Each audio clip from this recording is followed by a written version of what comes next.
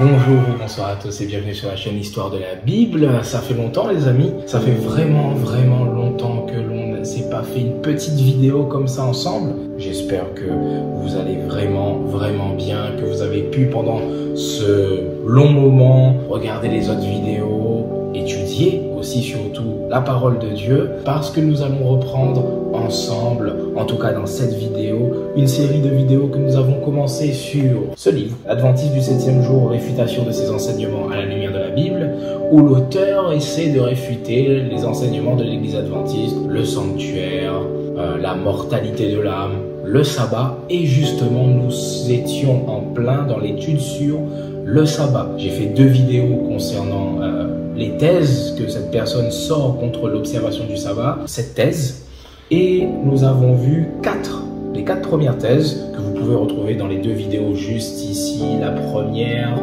et juste ici aussi la deuxième. Dans cette vidéo, nous allons voir la 5e thèse, une seule thèse, la 5e. Pourquoi? Parce que celle-ci mérite pas mal de temps dans la vidéo, parce qu'elle utilise un texte très intéressant qui est très largement utilisé contre l'observation du sabbat. Donc la 5e thèse dit ceci: la Bible déclare sans équivoque que le chrétien n'est pas tenu d'observer le sabbat. Et la personne commente en citant ce seul texte.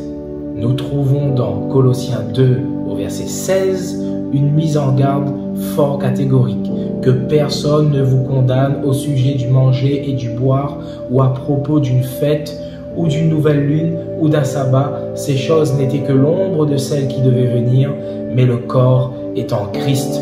Et il cite un éminent, dit-il, théologien, Ruben Archer Torrey, c'est sûrement un éminent théologien, mais qui dit concernant ce texte-là: je défie qui que ce soit d'examiner ce passage en toute sincérité et avec franchise, et ensuite d'affirmer que le sabbat lie le chrétien. Bon, je relève le défi. Je relève le défi concernant ce texte de Colossiens 2 au verset 16. J'en ai déjà parlé dans d'autres vidéos concernant le sabbat. Et nous allons plus nous attaquer cette fois-ci à ce texte de Colossiens 2 au verset 16 que nous allons relire dans la version Louis II.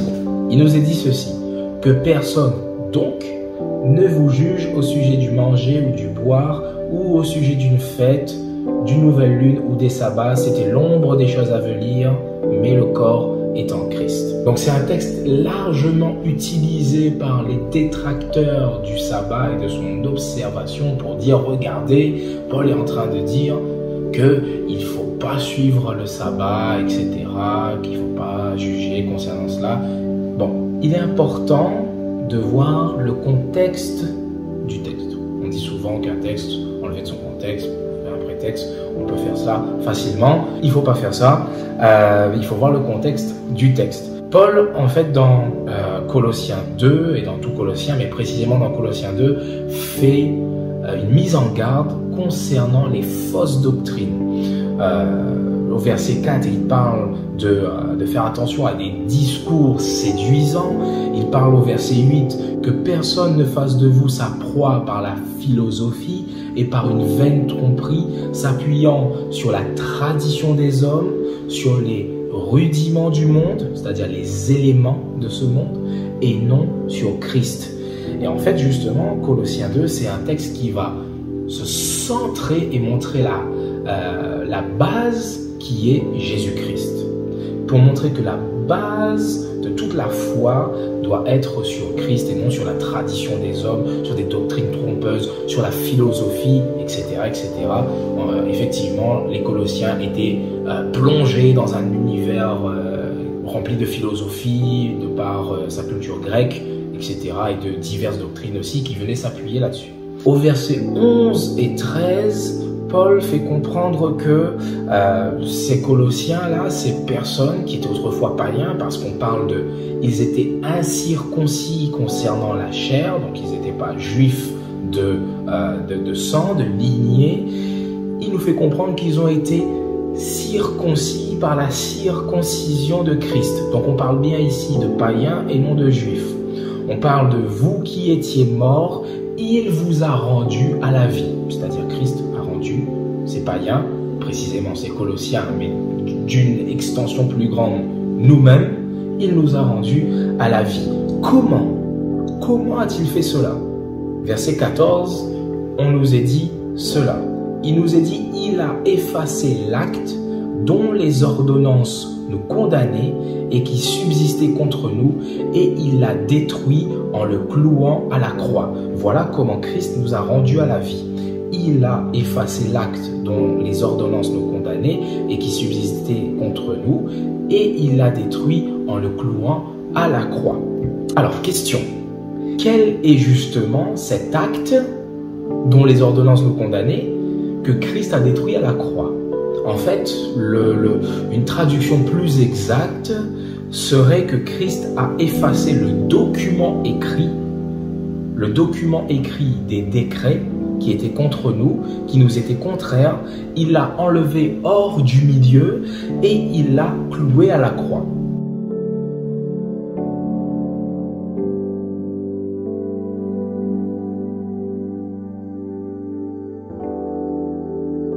Maintenant, question. Qu'est-ce que ce document écrit, ce manuscrit des décrets qui étaient contre nous, ou ce manuscrit, ou le manuscrit des ordonnances qui étaient contre nous et qui nous étaient opposés? Alors, plusieurs suggestions sont faites. Par exemple, si vous regardez sur les sites l'évangile.com, bibleenligne.com, on nous parle de la loi. D'autres nous parlent de la loi cérémonielle. Ou d'autres vont nous parler du registre des péchés que Christ a détruit à la croix. Certains vont dire que c'est la loi que Christ a détruit à la croix, et certains vont centrer sur le fait que c'est la loi cérémonielle que Christ a détruit à la croix, dans ce texte en tout cas. Alors, déjà, penchons-nous sur la loi. Mais nous voyons rapidement que c'est une suggestion qui est non concluante. Pourquoi? Parce que l'acte dont les ordonnances, ou l'acte des ordonnances, en grec kérographon tois dogmasin, ne renvoie pas à cette idée de loi. Alors kérographon, en français chirographe, renvoie à une écriture manuscrite, à un manuscrit, d'où le fait que j'ai traduit par écriture manuscrite, kérographon. Dans le dictionnaire joint à l'édition critique du Nouveau Testament, la Nestlé Aland 28e édition, le dictionnaire traduit kérographon par compte, registre, relevé ou historique des dettes. Effectivement, c'est un document qui était utilisé pour comme régler une dette ou comme pour inscrire une dette entre deux personnes. Et dogmasin, vous entendez dogma, dogme, qui vient de dogma justement en grec, qui est la traduction en grec de règle, de règlement, de loi, d'ordre, de décret, renvoie à cette idée de décision juridique, de décret, de décision humaine que l'on peut retrouver par exemple dans le Nouveau Testament, en Luc 2 verset 1, où on parle de l'édit de César, un édit de César. On utilise ce mot-là, dogmasin ou dogma, qui est utilisé. Mais justement, dogma ne se rapporte jamais à nomos touteu, c'est-à-dire la loi de Dieu, ou nomos tou Moïse, la loi de Moïse. Dogma ne se rapporte jamais à soit la loi de Dieu, soit la loi de Moïse. Donc c'est pour cela que ce qui a été aboli à la croix ici, ce qui a été cloué à la croix ici, ne peut être la loi, ni la loi de Dieu, ni la loi de Moïse, parce que dogma ne se réfère pas à ces lois-là. Que penser maintenant du registre des péchés? Est-ce que ici on parle que Jésus a cloué à la croix le registre des péchés? Effectivement, nous pouvons dire d'une certaine manière que Jésus à la croix a effacé nos dettes, a effacé notre péché. Mais est-ce que c'est cela que Paul souligne dans ce texte-là? Non. Parce que même si toutefois, comme on l'a vu, kérographon, chirographe, peut se rapporter à ce registre de dette, cet historique de dette, toujours ce mot dogma ne peut permettre ce lien avec l'historique des péchés, car dogma ne se rapporte pas à cela. Maintenant, quelle proposition faire concernant cela? La proposition que je ferai, c'est la tradition des hommes, les ordonnances des hommes. Un exemple que je cite par rapport à cela, c'est les édits, les décrets des sages juifs, dont la loi de pureté qui sépare les juifs des païens. Par exemple, on peut voir en Acte 10 au verset 28, quand Pierre va parler au centenier romain, à Corneille, il va lui dire que la loi, moi en tant que juif, m'empêche de manger avec toi. Mais Dieu m'a montré qu'aucun homme n'est souillé. On voit bien que ce sont des lois qui étaient imposées par les sages juifs de l'époque.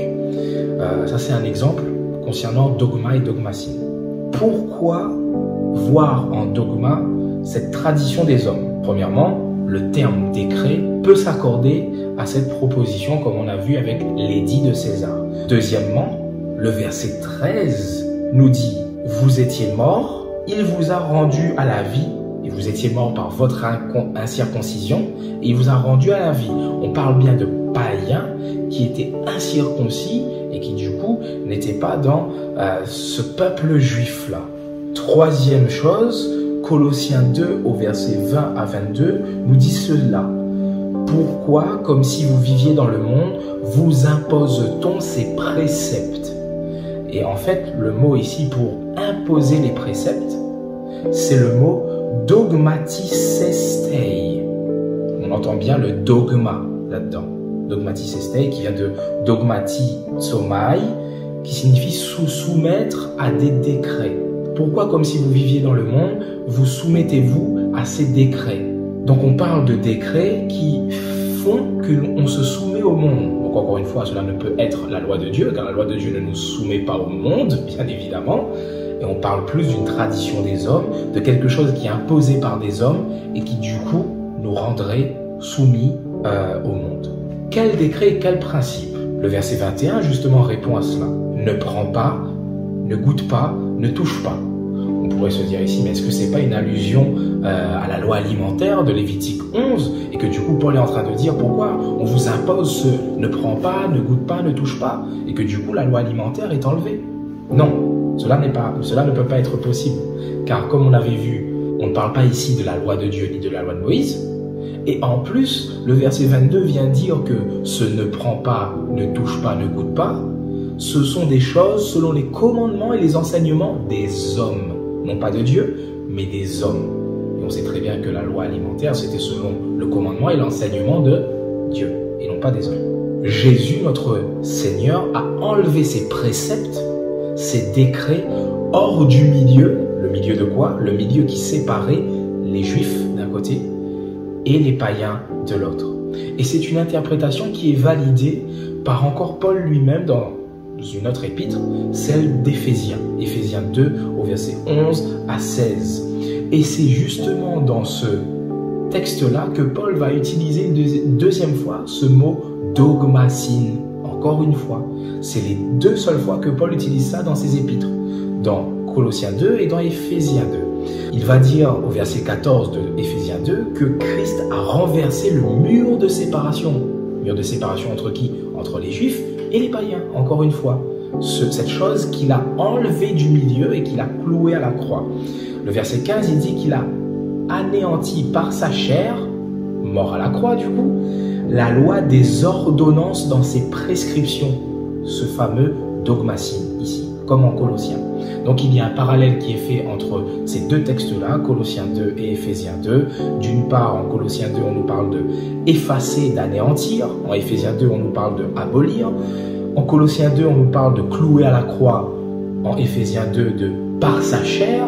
On sait très bien que c'est par son sacrifice, donc clouer à la croix. Et en Colossiens 2, on parle du manuscrit des décrets. Et en Éphésiens 2, on parle de la loi des ordonnances dans ces décrets. On voit bien le thème central qui est en parallèle entre ces deux textes-là. Donc, dans ces deux textes-là, ce qui est fait ressortir, c'est l'œuvre de Christ à la croix. Et cela est important pour comprendre le contexte. Et du coup, le fameux verset 16, où on nous parle du sabbat. Et oui, il faut revenir sur ce fameux verset 16, parce qu'on a parlé de l'œuvre de Christ, des décrets, pas mal de mots en grec, mais on pourrait se dire, quel rapport avec ce fameux que personne ne vous juge?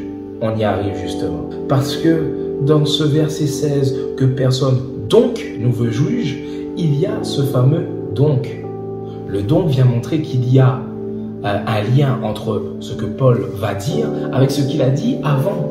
Le donc fait un lien normal, vient faire une liaison entre les deux phrases qui ont été dites ou les deux sujets qui ont été dits avant et juste après. Donc Paul dit que personne donc ne vous juge au sujet du manger ou du boire, ou au sujet d'une fête, d'une nouvelle lune ou des sabbats. Ce qui est intéressant ici, c'est que, regardez bien, Paul ne dit pas ne gardez pas les fêtes, les nouvelles lunes et le sabbat. Paul dit que personne ne vous juge. Et cela, il y a une grosse différence entre que personne ne vous juge et ne gardez pas. Et ça, pas mal de personnes ne font pas cette différence, alors qu'il y a une grosse différence. Premièrement, la phrase qui suit, comme on a dit avec ce donc, se construit par rapport à ce qui a été dit juste avant. Deuxièmement, ce n'est pas que personne ne vous oblige, comme on a vu, ou que personne ne vous interdise, mais que personne ne vous juge ou ne vous condamne. Et ça, c'est très différent. Troisièmement, concernant maintenant la nourriture et la boisson. On parle que personne ne vous juge concernant ce que vous mangez, le manger, le boire. Est-ce qu'on pourrait encore une fois parler de la loi alimentaire ici? Et du coup, on peut manger de tout. Est-ce que Paul est en train de dire ça? Non. Pourquoi? Parce qu'on nous parle certes de nourriture, mais on nous parle de... Et sur le boire, la boisson, la nourriture, effectivement, il y a de la loi alimentaire concernant cela. Mais concernant la boisson, il n'y a aucun interdit dans la parole de Dieu, à part la consommation de vin pour les prêtres en fonction. Bien qu'il ne soit pas bienséant de boire excessivement et peut-être même de boire et de s'alcooliser, on a fait un live concernant cela, je vous invite à voir ici, la Bible n'interdit pas la consommation. Donc il n'y a pas d'interdit concernant la boisson. Donc qu'est-ce que Paul est en train de dire ici? Et en faisant le lien entre le manger, la nourriture, les aliments et la boisson, il est en train de parler du système sacrificiel. Il est en train de parler du système d'offrande. Pourquoi? Parce que l'aliment, la nourriture et la boisson faisaient aussi partie des systèmes d'offrande. Quand on parle d'offrande de libation, ce que vous pouvez voir en Nombre 28 et Nombre 29 et dans d'autres textes, on parle d'offrande de boisson, du vin, et quand on parle aussi d'offrande de nourriture, vous avez sûrement déjà vu, moi j'aime beaucoup, la fleur de farine avec de l'huile. On parle justement de ces offrandes de nourriture et de boissons, et qui sont liées bien évidemment aux autres offrandes et sacrifices avec les différents types d'animaux qui sont concernés. Et cela est confirmé par la suite, par le fait que l'on parle des fêtes, des nouvelles lunes et des sabbats. Pourquoi? Parce que quand on est en train de parler des boissons et de la nourriture, Paul parle de que personne ne vous juge sur la nourriture, la boisson. Mais concernant nouvelle lune, fête et sabbat, il dit, c'est ce qu'on voit dans Louis II, c'est écrit à propos d'eux. Mais en fait, en grec, c'est en merei. Et méros signifie une part, une partie. Donc en fait, Paul n'est pas en train d'ici de parler complètement des fêtes, complètement de la nouvelle lune et complètement des sabbats, mais il est en train de parler de et que personne ne vous juge sur une partie, sur une part, sur une portion des nouvelles lunes, des fêtes et des sabbats. Mais quelle portion? Celle des sacrifices. Quelle part? Celle des offrandes, qui étaient liées avec les fêtes de nouvelle lune et les sabbats. Et justement, si nous allons par exemple en Ézéchiel 45, verset 17, quand on parle spécifiquement des fêtes, lunes et sabbats, dans cet ordre-là précisément, on fait non pas l'accent sur ces fêtes, mais on fait l'accent sur les sacrifices qui sont liés à cela. Regardez. Le prince sera chargé des holocaustes, des offrandes et des libations, puisqu'on parlait des offrandes de boissons. Aux fêtes, aux nouvelles lunes, au sabbat, à toutes les solennités de la maison d'Israël, il offrira le sacrifice expiatoire, l'offrande, l'holocauste et le sacrifice d'action de grâce en expiation pour la maison d'Israël. Donc vous voyez ici que quand l'on parle de ces fêtes, on fait l'accent non pas sur les fêtes en elles-mêmes, mais sur les sacrifices qui étaient opérés. C'est pour ça que d'une part, Paul parle directement du manger, du boire, mais concernant nouvelle lune, fête et sabbat, il parle de une partie des fêtes, des nouvelles lunes et des sabbats. Cette partie, c'est quoi? C'est le système sacrificiel. C'est le système des offrandes et des sacrifices. Ces sacrifices qui, justement, sont ombre des choses à venir. C'est pourquoi le texte continue, sont ombre des choses à venir et la préfiguration du sacrifice de Jésus. Nous avons vu que dans le contexte de Colossiens 2, l'accent est mis sur l'œuvre de Christ à la croix et la plénitude qui est en lui. L'œuvre de Christ à la croix met cette séparation qu'il y a entre juifs et païens bancale, il l'enlève, et cette même œuvre de Christ fait que ces sacrifices, que ce soit en boisson, en nourriture, mais qui étaient faits lors de ces fêtes, et maintenant bancal, ces sacrifices ne sont qu'ombre des choses à venir. Mais cette réalité, ce corps est en Christ. Comme Christ est mort à la croix, que personne donc ne vous juge concernant les aliments, la boisson et une partie des fêtes, des nouvelles lunes et des sabbats, c'est-à-dire les sacrifices et les offrandes. Et cela est validé par le texte d'Hébreux 10 au verset 1 à 10 qui aide à comprendre cela et qui parle de choses similaires. On nous est dit là, en effet, la loi qui possède une ombre des biens à venir et non l'exacte représentation des choses ne peut jamais parler même quoi sacrifice qu'on offre perpétuellement chaque année à mener les assistants à la perfection. Nous avons dans ce texte de Hébreux 10 un parallèle fait aussi avec Colossiens 2. Colossiens 2 nous parle d'une partie des fêtes qui sont l'ombre des choses à venir. Hébreux 10 parle que non pas que la loi est une ombre des choses à venir, mais que la loi possède une ombre des choses à venir, des biens à venir, tout comme les fêtes, la nouvelle lune et les sabbats ont une partie en elles, ombre des biens à venir.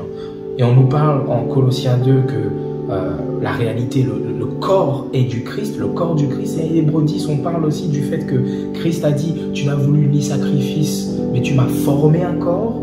Et on parle aussi de l'offrande du corps du Christ. Donc le sujet ici fait bien accent sur ce parallèle entre ces deux textes. Et le sujet est bien celui du système sacrificiel. En tout cas, je ne suis pas fermé sur les autres interprétations qui sont aussi proposées, mais autres interprétations qui ne remettent pas en question l'observance du sabbat. Car quand on regarde ce texte de Colossiens 2 au verset 16, on peut dire plein de choses là-dessus. Mais on ne peut à aucun cas, quand on est sincère et quand on regarde vraiment le texte, dire qu'il y a un rejet par Paul de l'observation du sabbat. Impossible.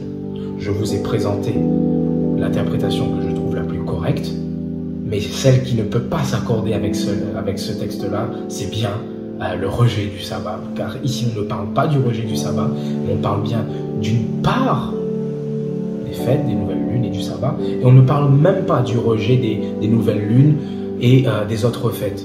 Finalement, dans ce texte, on ne parle pas de continuité ou de discontinuité des fêtes et des sabbats. On parle tout simplement de la discontinuité du sacrifice, parce que la plénitude est en Christ. Voilà, en tout cas, ce que j'ai voulu partager avec vous aujourd'hui. Je sais que c'était quand même un peu technique avec tous ces textes.